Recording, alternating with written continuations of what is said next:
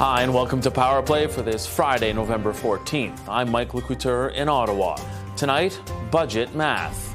By year 3, the government would not be able to balance the operating budget.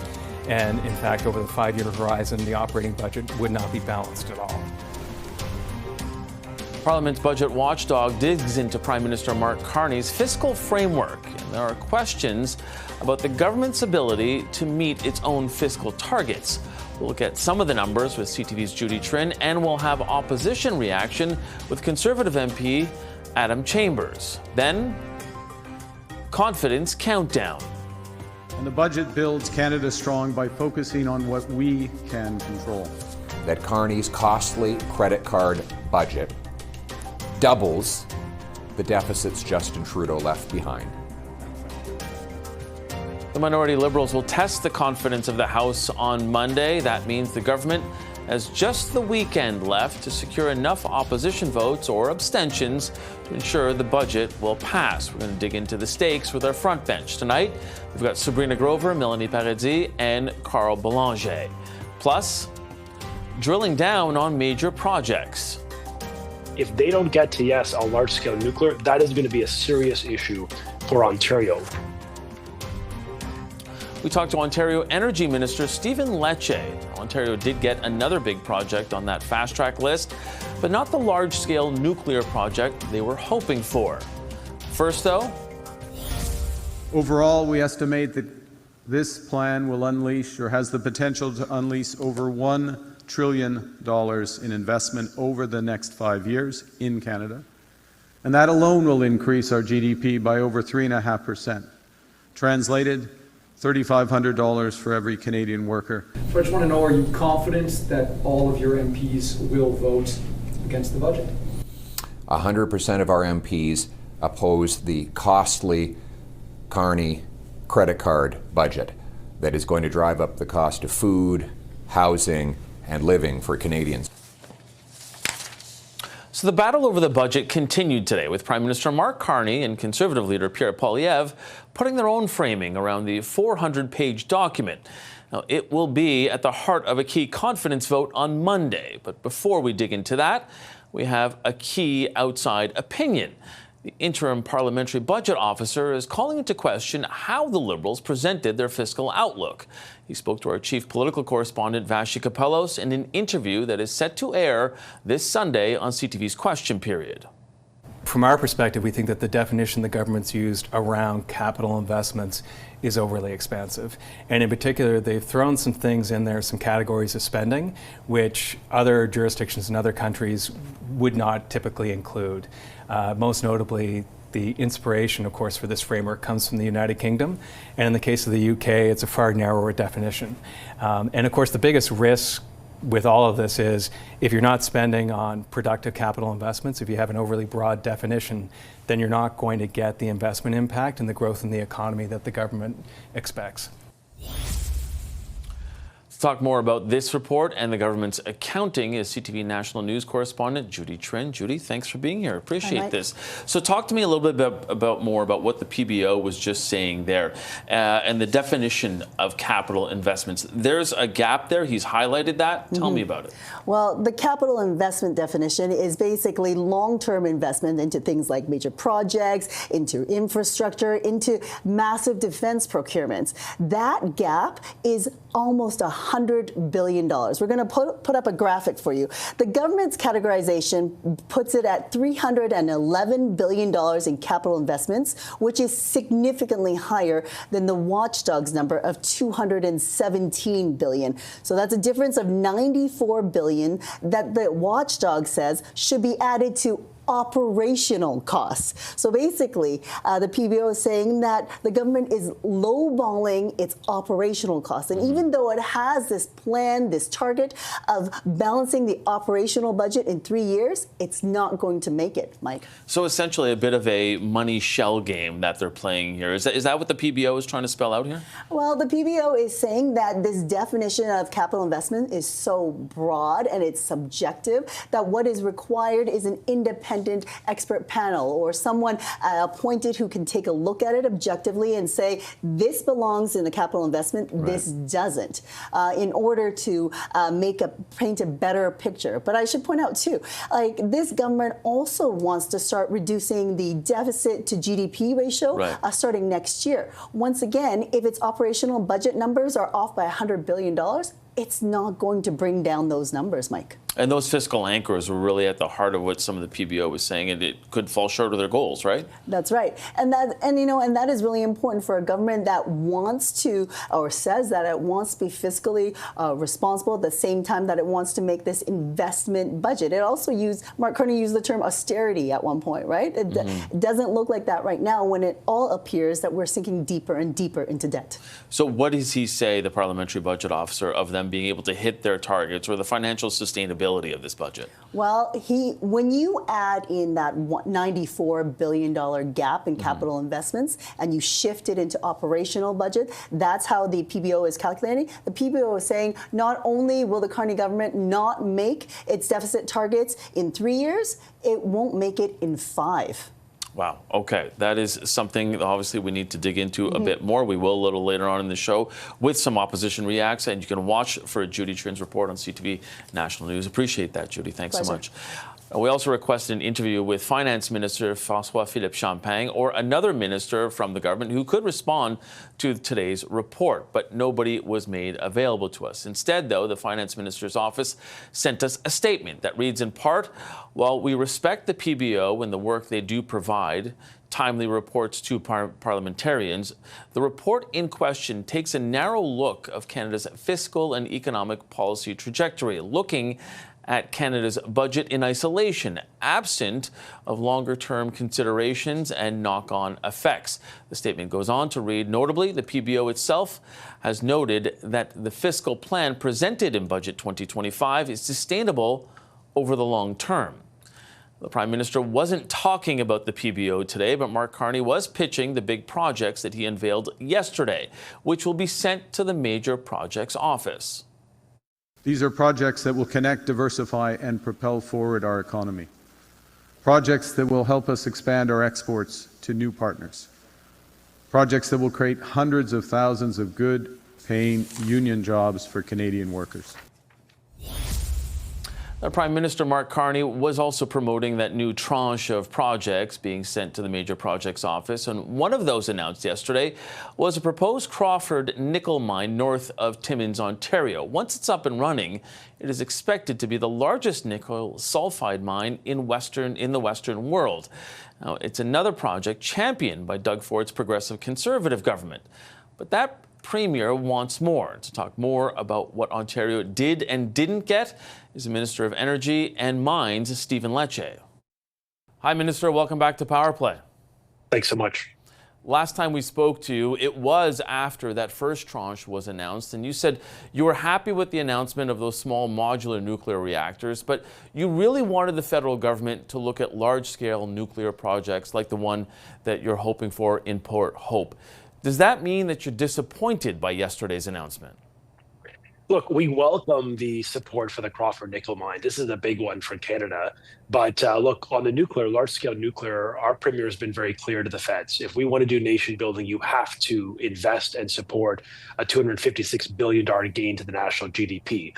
I would say, maybe opposed to disappointment, it's that we believe that there's a path to get federal support on large-scale nuclear. I really do believe this, Mike. I think we've had back-channel discussions with them. So it may not be part of the Major Project Office list, but if we can come up with maybe a different pathway or vehicle to deliver federal support, we care more about the result in the process. Right now, in Port Hope, we're looking at a 10,000 job gain to the national GDP using Canadian tech, Canadian resources, Canadian uranium. It's a no-brainer for the federal government. So I think, cautious optimism that we're moving in the right direction with the feds. But the fact that we got a major nickel deposit, the second largest on Earth, supported by the feds is a really promising sign too.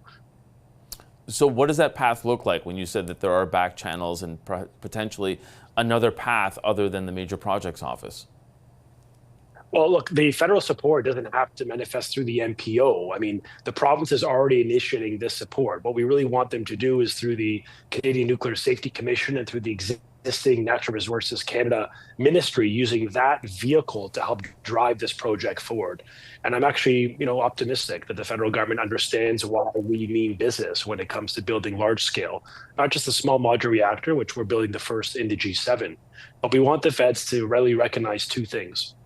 It is in the national interest to build Canadian technology.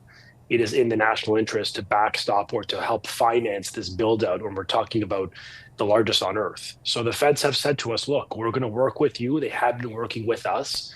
The measurement of success for the premier, I believe, is the outcome. And if the feds announce support for us in the coming months on this project, it's a really positive signal. But then what responsibility does your government take for not making a good enough case for the federal government to be moving forward with that project right now, or even on the list yesterday? Because we know that Premier Ford, as recently as Wednesday, had said that he was hoping to see that. He was accompanied by you just south of Ottawa, saying that they were hoping that that large-scale nuclear project would be on this list. Yeah, I feel very confident that the feds are going to support us on this. They've demonstrated, or at least they've communicated publicly, including in the announcement yesterday, that they want to bring forth a task force with Ontario to build out large-scale nuclear. That was part of the Prime Minister's announcement. That didn't happen in spite of. It happened because the Premier and the province have been really hawkish on this. You need to invest in large-scale nuclear. My point to you is, I think we're going to get there. It may not be through the MPO. It doesn't have to be on the major project list in order for it to be a project of national consequence. I actually think they're going to support us on this. The signals are positive. Yesterday, we got another ask on a major Crawford nickel mine approved from a regulatory perspective. That's a promising signal. The Chinese pretty much dominate the critical mineral space, particularly nickel. Having Ontario be and Canada play a critical role in ending the stranglehold of the Chinese mineral supply chain is a positive step forward. So we got small modular reactors the first batch, a major mine in the second, and discussions all outside of the major project office discussions on moving some of our large-scale nuclear projects forward. I'd say it's actually been very promising. And look, the Premier, he will be tough on the Prime Minister when he needs to be, and he's signaling to the feds. If they don't get to yes on large-scale nuclear, that is going to be a serious issue for Ontario. But I don't want to pretend like we're not having very positive, constructive discussions so far. So just to close the loop on this, how far away are you from possibly making an announcement that you are moving forward on it? Look, I don't want to prejudice the feds, get ahead of them, but I do think in the coming months, you're going to see collaboration between the levels of government. We're working on a cooperation agreement, for example, with the federal government, specifically when it comes to ending duplication. So on the Ring of Fire, for example, the feds use one project, one review. We use one project, one process. We're talking about the same thing. Ending duplication. So on the Ring of Fire roads, we're actually right now actively negotiating a cooperation agreement between our levels of government where there's a bona fide provincial environmental assessment. The feds would recognize that and respect it. So look, the signals are promising. And, I'm the first to recognize I want to move at a greater sense of speed. We need to have a bias of action in this post-Trump world. But the cooperation agreement, I believe, could be signed really in the next sort of few short months, maybe as soon as Christmas, frankly. We're moving quick. The feds recognize our importance of the duplication ending because the Ring of Fire adds about $22 billion to national GDP, creates thousands of jobs, including opportunity for Indigenous equity participation. So it's a win-win for the environment, for the clean energy economy, because either we're buying Chinese minerals fueled with coal power, or using Ontario's ethical mineral deposits with the cleanest electricity grid on earth. It's just so obviously in the national interest, which is why I believe in the next few months, Mike, you're going to actually see progress on all these fronts. You mentioned the Ring of Fire. I mean, Premier Ford has talked a lot about it and really implored the federal government, as he said, to get out of the way of some of these projects, calling for this one project, one process. Do you think that the Major Projects Office is an unnecessary layer of bureaucracy then? I guess, time will tell to see the efficacy. The office was just stood up. They've obviously appointed a credible individual to lead it, but I think it's hard to assess to date. I think what we guard against is the creation of another bureaucratic office only to, for these projects to sit on someone's desk for thousands of days like it did under the status quo. For our part in Ontario, let me tell you how we are championing change and reform. We brought forth a law that cuts the permitting timeline by 50% in Ontario with actual regulation that backs it up. We are saying to the market, to investors, both domestic and international, you have certainty. When you put dollars in this province, you will get to yes. We're giving them a 2-year average turnaround time through what we call the one project, one process reform. So we're leading. It can be done. And to the feds, I'd argue we're all watching to make sure that this office is effective, is speedy, and frankly, market oriented. We cannot afford more delay in a world or a time when we're dealing with the post-Trump era, where we got to really stand up for the province and work with a greater sense of speed. There's another project that the Premier continues to bring up, and that's the tunnel for the 401. Your own government's feasibility study on the project is likely years away from being completed. So what is the justification for going and putting this on the major projects list if you still don't know if it's feasible? Look, I mean, part of the whole premise of nation building is accepting what are the problems we need to fix. And one of the great challenges Canada's facing, particularly in Ontario, is the congestion that literally is paralyzing our ability to do economic development, to move product through the market. I mean, we are in Toronto, regrettably, number one in the wrong category, which is the most congested city in the continent. We have a huge productivity gap. So it's in the national interest to, when you're talking about 50% of GDP in this province and Toronto being the hub of the economic world and for Canada and the TSX, look, the Premier's judgment is we need to find a way to reduce a long-standing problem, and we have to think outside the box. He's also the Premier that launched the largest subway expansion. Yeah, Minister, I take your point on that. I think that some people maybe in Newfoundland or in rural Saskatchewan might look at this and say, why should that project be given the green light when maybe it's more of a city planning problem or a provincial planning problem for not really building for the expansion that we've seen in the GTA? Look, I mean, I would argue it is in the national interest that we unlock the economic potential of our biggest and most consequential economic center in the country. Secondly, when it comes to the challenges of congestion, certainly all governments have a role to play, including the feds, for which immigration was increased massively and created real issues for housing, for congestion, for education, for hospitals across Canada. We all have a role to play.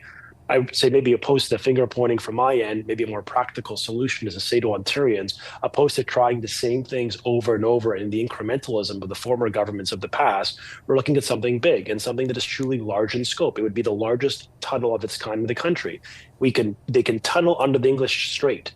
You can tunnel all over the world. It is done in contemporary settings with modern industrialized economies. Premier is saying, look, why can't we do it here? We have some of the most effective tunneling industries, a very effective and well-trained skilled labor sector. I so understand. Why not?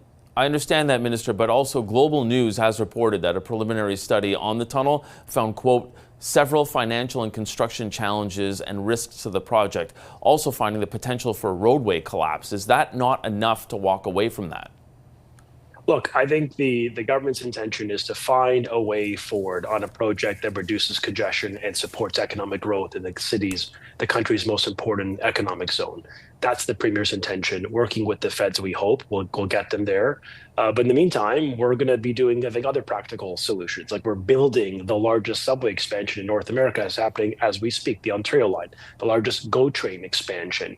We're building the 413. I mean, look, we've been very, I think, aggressive in our posture on building for the future. And many of the forces who oppose the tunnel, oppose the 413, they oppose the subway line, always the same impression that, the status quo somehow is acceptable. The status quo of, to your point, ineffective planning of governments of the past have created a mess in Toronto. I mean, honestly, we are internationally known for congestion and traffic and gridlock. It hurts us all. It sets us back as individuals, quality of life, and economic productivity. So the Premier is saying, let's be bold. Let's think outside the box. Let's reimagine our strong capacity and infrastructure capability and do something different that helps to move people east and west across the city corridor. It's still early days, Mike, but I mean, the Premier's definitely said he is very committed to this concept. And I guess there's more work to do for sure, but we are going to keep working with the federal government to make the case they need to invest in large-scale infrastructure projects that reduce congestion, that reduce emissions, that improve economic growth in the country. It's a check mark on all three of those imperatives. If we can do it here, then why not have the federal government signal support for a project that could be so consequential and create so many jobs? Okay, Minister, we're going to have to leave it there. The Minister of Energy and Mines, Stephen Lecce, appreciate you making the time today. Thanks so much. Time for a quick break. When we come back, we're going to bring in our front bench on the countdown to Prime Minister Mark Carney's big confidence vote. Here they are, Sabrina Grover, Melanie Paradis, and Carl Boulanger. Stick with us. Power Play. We'll be right back.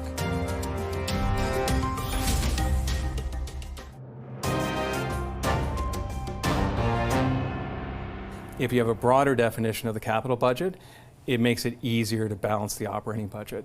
So inside the PBO, we've taken a look at the definition used by the United Kingdom.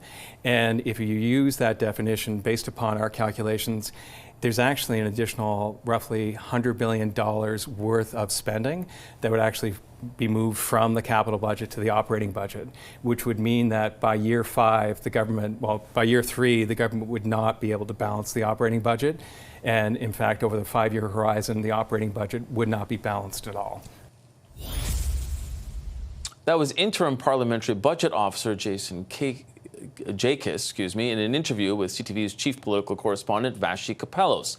That is set to air on Sunday on CTV's Question Period. Now, Jakis is questioning the government's accounting, saying that there is less than a 10% chance that the feds will stay within the deficit targets that they set for themselves. In a statement, Finance Minister François-Philippe Champagne, his office said in part that the PBO's report took a narrow outlook of Canada's fiscal and economic policy trajectory, adding the PBO notes that the fiscal plan presented in Budget 2025 is sustainable over the long term.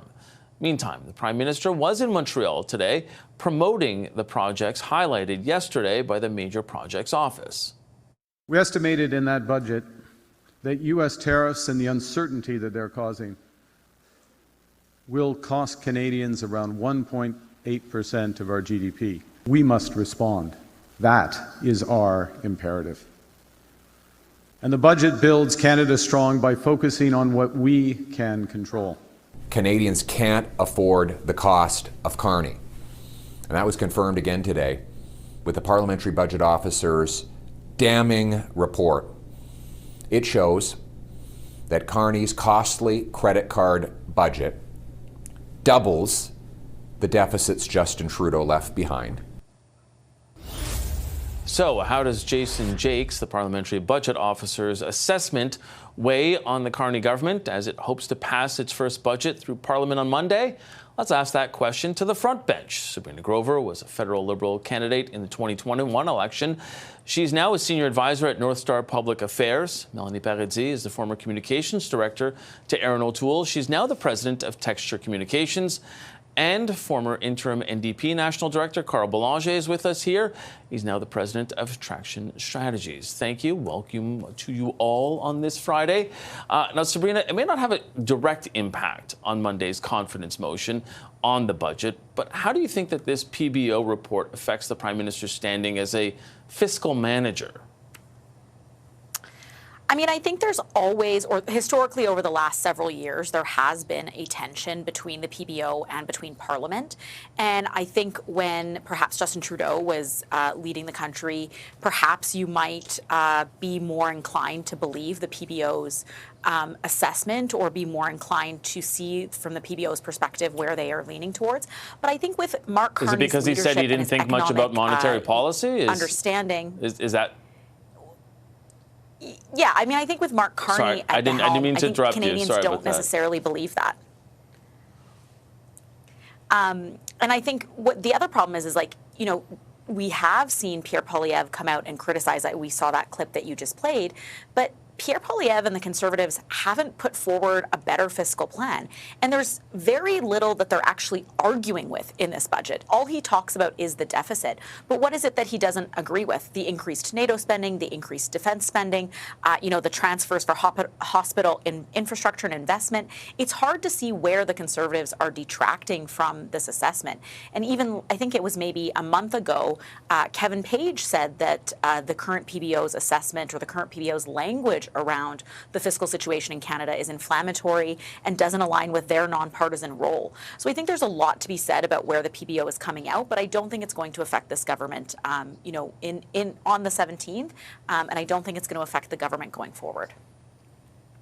Melanie, what do you think about the effect on the government, but also what Sabrina said there, that in essence you have the Conservatives who sort of have a big banner headline saying that, this big credit card budget, but not really sort of getting into the nitty-gritty of it and saying exactly what the problems are with the budget, because there are a number of things that ostensibly they would support. Well, so the big problem here is Justin Trudeau used to say that, that one time he said the budget will balance itself and we never let him live it down.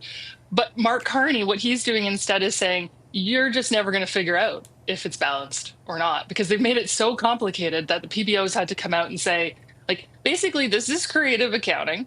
And they've expanded the definition of what is a capital investment so broadly that it doesn't meet international standards at all. And they're really burying operating costs, program costs under the capital category, which again, makes it impossible to determine whether it is actually going to be balanced. And so the PBO is saying that, based on our definition, it's not going to be balanced, that the commitment that Carney made, that many Canadians voted for thinking they were going to get change from Justin Trudeau, they put their faith in Carney because of his fiscal background. And instead, they're not going to get the balanced budget that they were promised. And in fact, the PBO was essentially saying that what's set out in this budget barely meets the minimum standard for long-term sustainability. There's actually less fiscal room now. There's weaker resilience within the Canadian economy than the final 3 years of the Trudeau government. And none of that is what Canadians voted for with what they thought they were going to get with Mark Carney. And so I think Pierre Poilievre and the Conservatives have a really great opportunity to keep pointing that out. Yeah, and it's interesting, Carl, because timing is everything. This comes out, just before the weekend, where we're going to have the vote in the House of Commons. We know how some people will vote. What do you think this does to anybody who may have been on the fence, specifically in the benches of the NDP? I don't think it changes anything, because I think that come budget day, people already knew that this was creative accounting.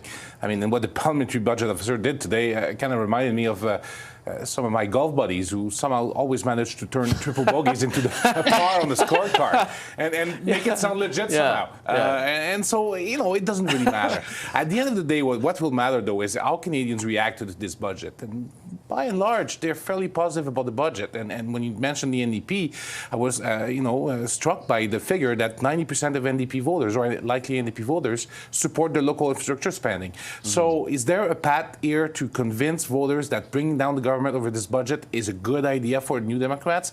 That's the thinking that's being done right now by the 7 NDP MPs. Yeah, and honestly, Carl, I can't help but think that the way you made people laugh on this panel is a really good indication of how all of us golf. Anybody who does golf on this panel, the whole take 6 strokes, call out 5, mark down 4. Sabrina, not that I know any of that, of course. How do you think that this plays, to Carl's point? It might already be baked in terms of the vote, but do you think that this is that sort of moment of pause before it, or do you think that this won't influence it whatsoever? And maybe speak more precisely about the stakes of Monday's vote going into this now. I do think the stakes are really high, but I don't think that the Liberals are setting themselves up for an election. I don't think they want an election. And I certainly don't think really that the mood of the Canadian electorate or even the House of Commons is set to go to an election. So I think there is going to be some creative accounting perhaps in the House of Commons with attendance or not on voting through this budget. I do agree with Mel. I think that the Conservatives are going to continue to press on it, but I think that they don't have a leg to stand on because they aren't bringing anything else to the table. And so I don't know that I think that the PBO piece of this is really going to affect Mark Carney in any substantial way. I'll note that Canada's credit rating is still very good. It's better than the United States at this point. And I think that those kinds of fiscal fiscal pieces matter. And I think it matters that this budget sets Canada up well to continue on those domestic investment pieces that Mark Carney did set out to achieve.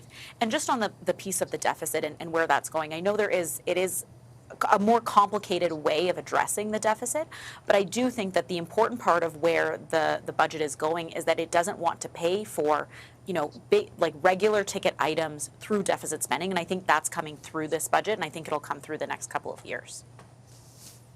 Okay, we have to leave it right there for right now. The panel's going to stick with us, though, because we're heading to the back nine on the other end of this break. If Prime Minister Carney didn't have enough on his plate on Monday, well, he's also got a virtual meeting with the premiers. What's at stake for his conversation with his colleagues of the Confederation? We're going to break that down right after this.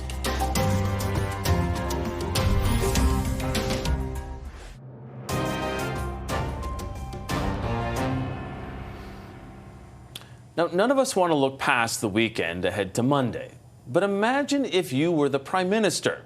Before facing his first confidence vote, Mark Carney is holding a video call with all of the premiers. Now, so far, their relationship has been pretty good, especially when you consider how difficult it became with former Prime Minister Justin Trudeau. But the honeymoon may be coming to a close. The premiers demanded a meeting to discuss infrastructure funding, major projects, Canada-U.S. relations, and relations with China and India. So how could that conversation go? Well, let's ask the front bench. Sabrina Grover, Melanie Paradis, and Carl Boulanger. Sabrina, the first, that first in-person meeting that they had some premiers basically singing Kumbaya. Do you think we're still there? I think we've drifted from that hand-holding, hot chocolate drinking vibe that we had perhaps earlier this year. But I don't think that it's weakened that much. I do think that the premiers are still on side. I think what you're starting to see is a bit more regionality in the things that they're expressing, in the issues that they want to see on the table. They're also, coming to grips with the fiscal situation of the country and noticing that the budget is going to be a bit more like Hunger Games and they are going to have to be a bit more competitive. But I think premiers who are interested in actually running with these investments, things like the major projects, that they're actually going to take what investments have been put forward on the table and run with them and invest in them immediately, not wait on a 2 to 3 year rollout period, are the ones that are going to win in this. And I will say, as an Albertan, it is remarkable the cordial relationship that Mark Carney has maintained with Danielle Smith, right? For no major project to be on that list from Alberta, and for Danielle Smith today to say, we're actually still negotiating with Ottawa and we hope to see something successful out of the future, is phenomenal as an Albertan. Yeah, Mel, how much does that shock you, especially when you consider that there has been a sprinkling of a number of these major projects that are going to that office? Well, I have to think that Premier Smith knows that there's something coming around the corner for her. I think she must be holding her cards close to her chest, because I can't imagine that if there was actually nothing there that she would be taking that approach. Look, the premiers across the board form a very effective opposition to the Prime Minister. They did with Trudeau. Towards the end, in his final years, they were incredibly effective at scrutinizing him and at making it very clear that they were dissatisfied with his leadership. Mark Carney has enjoyed a very different relationship, and I think that he, having seen what happened with Trudeau, knows that it's very important that he maintain strong relationships with the premiers.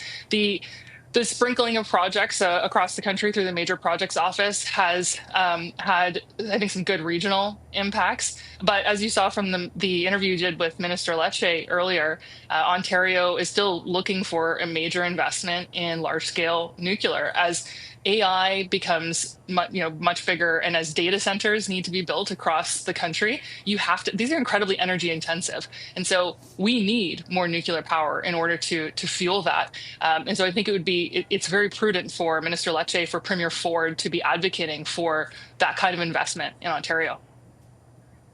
So, Carl, does this keep up if the Prime Minister keeps up with showing them the money or showing them the support with these projects? Well, so far, so good, I guess. And, the truth is, as the key thing for Prime Minister Carney and for the premiers is the relationship with the United States. Right now, it's kind of giving premiers some kind of cover. You know, we are hurting, but it's because of the Americans and what's happening, and that's the responsibility of the federal government. So, but that will last only a time, and that's why some premiers are kind of pushing a little more and have their own ad campaign, and you know, some back and forth on that. But you know, Mike, I don't expect much from that meeting, to be honest. There's not a lot of drama in a Zoom call, unless one of them shows up without their pants on. You know, I don't expect we'll talk about this meeting next Friday. Yeah, I mean, who knows? One of them may not show up with It's possible. And hopefully we won't know, because that has happened, unfortunately, on Parliament Hill. But there's no good segue out of Carl, Sabrina. Like twice now I'm trying, and it's just, I'm kidding. So in their letter, the premiers say Canada's relationship with the U.S., as Carl had mentioned, has changed significantly since their last meeting in July. How much do you think that conversation will be around specifically that subject? Because it has kind of been dormant lately. Yeah, I think there's obviously big elements of the United States relationship that will be on the table. And I think what will be interesting is if the conversation can move towards how is Canada interacting outside of the White House. You know, I think that it matters that a number of Democrats won in the elections in the most recent weeks. That's going to change how Republicans and Donald Trump engage domestically. And I think that it's important for Canadians and provinces to be aware of that so that they can have, you know, a reciprocal relationship with states where they think that changes might happen. I think more than the Canada-US piece, though, right now, it may be Canada-China, specifically when it comes to kind of the trade-off between EVs and canola. And that is not just an industry call, but it's also a regional call. And so I think that that relationship is going to be front and center as part of this conversation. Mel, how much does that loom? And to Sabrina's point, is that a bigger issue with China or even India now?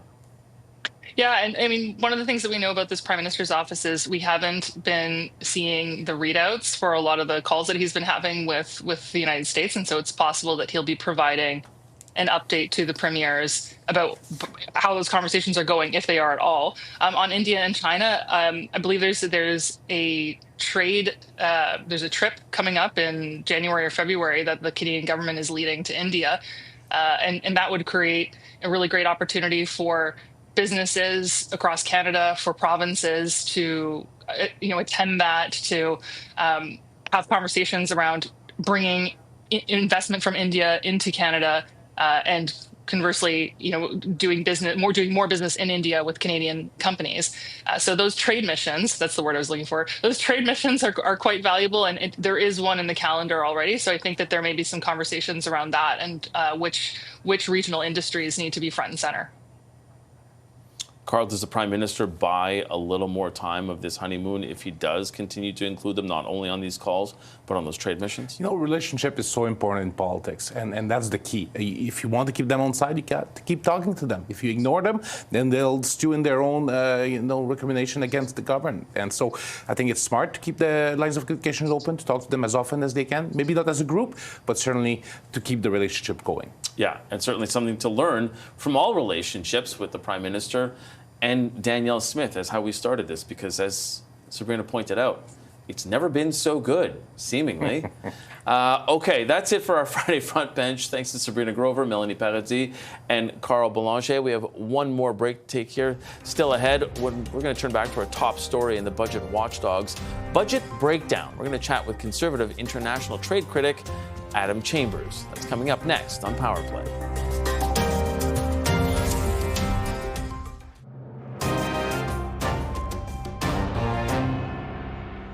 I just want to know, are you confident that all of your MPs will vote against the budget? 100% of our MPs oppose the costly Carney credit card budget that is going to drive up the cost of food, housing, and living for Canadians. What all Conservatives stand for is an affordable budget so Canadians can have an affordable life. On Monday, the House of Commons votes on the minority Liberal government's budget support motion. The Prime Minister is just 2 votes short of a majority, so he'll need opposition votes or abstentions to get it passed in the House of Commons. If any MPs are still on the fence about it, well, they've got some new reading this weekend. The interim parliamentary budget officer finished crunching the numbers, and it says, or he says, that it's unlikely the government will meet its own fiscal markers. However, the PBO has said that the proposed fiscal policy is sustainable. While the 7 NDP MPs and Green leader Elizabeth May have yet to declare their vote intentions, we do know the Conservatives plan to vote no. Joining us right now is Conservative international trade critic Adam Chambers. Mr. Chambers, welcome back to Power Play. Thanks for having me, Mike. I want to start sort of where Mr. Poilievre left off there. Now, he says he's confident that every single one of the MPs in your caucus will be voting no against the budget. Do you have that type of confidence as well, or do you think that there could be some abstentions? And the reason I ask is because on that sub-amendment, or the amendment and sub-amendment last week, we had Matt Genereux, who did abstain. Well, I expect on Monday, which is the the main vote, that the Conservatives will be present and voting no. I can speak for myself when I say that. We've been fairly consistent about that, even in the lead up to the budget, in our requests from what we would like the government to have included, or compromises that we would have expected or suggested that the government make in order to achieve Conservative support. As you mentioned, there's only 2 votes that are required for the budget to pass. It is not a high hurdle for that government, or for the government to meet. And I am told or understand that the government is in negotiations with other party leaders, including Ms. May, about potentially securing their support, and frankly encourage them to do so. You know, I recall in 2008, 2009, and in those minority parliament days, it was Prime Minister Harper and Jim Flaherty's responsibility to ensure that their government budget passed so that the government could continue and not have an election. So I'd expect that Prime Minister Carney would be doing the same thing. When you say you encourage them to do that, is it because you don't want an election, or do you just want to see this budget passed? Well, the results of the last election were that the Liberal Party did not achieve enough votes to get the majority of the seats in the House of Commons. And so I think that is an implicit request, or an implicit instruction from the people to have multiple parties work together. As I said, the Conservatives made some fairly specific and reasonable requests in terms of capping the size of the deficit. Even if the Prime Minister would have kept close to what he promised during the election, which was a $62 billion deficit. We're now at 78. That is quite the miss. It's also almost double what Prime Minister Trudeau had suggested just about a year ago, including additional support for people who purchase houses, taking the GST off of homes. The government has suggested they'll only do that for first-time purchasers. That's only a few thousand people a year. We said we would remove and defer capital gains, or suggested the government defer capital gains for Canadians or Canadian companies who sell assets in Canada but want to reinvest those assets here. These were a few of the ideas that we had put forward that we would say would help Conservatives vote for the budget, but the Prime Minister did not take us up on that, and instead introduced an even larger deficit that he promised during the election. So I think for Conservatives, it's actually quite an easy discussion. It is a discussion that we have had, but it is an easy decision. I ran in 2021 because I thought Prime Minister Trudeau was spending too much money. So this is just by and far well in advance of what the Prime Minister had even ran on just 6 months ago. I want to dig into the Parliamentary Budget Officer's report that he put out today and some of his findings. Specifically, you know, breaking apart the budget, he highlighted that. Are the Conservatives opposed to that, breaking it into capital and operating streams? Well, I would say 2 things. First is politicians will likely always take the opportunity to justify additional spending. Make no mistake, splitting the budget into capital and operating is the justification that the government uses to have larger and run larger deficits. So that's the first challenge that we have. On its face, like from a theoretical perspective, you can understand why some people don't mind splitting this out. However, even if you agreed with splitting capital and operating, the Parliamentary Budget Officer also says that the government's definitions of capital are way too broad. Even in the government's own budget, they compare what other countries do when they split out capital and operating. They did not find another country that treated tax credits to corporations as capital spending. They offered no comparable country that did that. that is an overly broad definition of capital. That is what the Parliamentary Budget Officer is talking about when he says it's a broad definition. This government is including things in the capital spending ledger that are just, frankly, operational spending in any other jurisdiction. So even if you were attracted to that kind of delineation, I do think it raises some challenges with respect to the government's classifications of capital and operating. But the bottom line is, the amount of money that the government has to borrow every year to keep the government functioning, that does not change no matter how you call it one way or the other. Next year, the government has to borrow over $600 billion in the bond markets in order to keep the government functioning. That is almost a record. Last year, it was a record at $630 billion.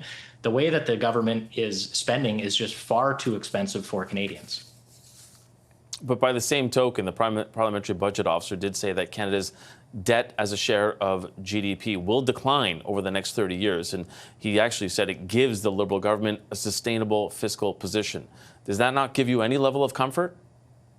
Well, the government has not met any deficit or debt reduction targets that it set forward. So I am not comforted by the government's own projections. In 2015, but this is the Parliamentary Budget Officer. With respect, it's the Parliamentary Budget Officer that's saying that they're on a good fiscal track, or a sustainable fiscal track, I should say. I think that assumes that the government will meet the projections that it is suggesting it will. The Parliamentary Budget Officer also said in the same report that it has less than a 10%, a 7.5% chance of hitting its own fiscal anchors, which the government says are new. So I think the Parliamentary Budget Officer is quite rightly suggesting that they are cautiously warning that the fiscal sustainability is, while it appears to be sustainable, it may not be if the government cannot meet its own projections. Okay, Mr. Chambers, I appreciate the conversation. Unfortunately, we're going to have to leave it right there. Conservative international trade critic Adam Chambers, we appreciate you taking the time. Thanks for having me on a Friday, Mike. Appreciate it. Time for one more break on Power Play. Stay with us. We'll be right back after this.